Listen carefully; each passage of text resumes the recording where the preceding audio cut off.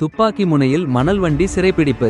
திண்டுக்கல் மாவட்டம் வேடசந்தூர் தாலுகா வடமதுரை அருகே தென்னம்பட்டி பகுதியில் மணல் கொள்ளையில் ஈடுபட்ட வாகனத்தை மாவட்ட காவல் கண்காணிப்பாளர் தனிப்படை போலீசார் துப்பாக்கி முனையில் 10 பேர் கொண்ட குழு வாகனத்தை சிறைப்பிடிப்பு வடமதுரை காவல் நிலையத்தில் ஒப்படைத்தனர்.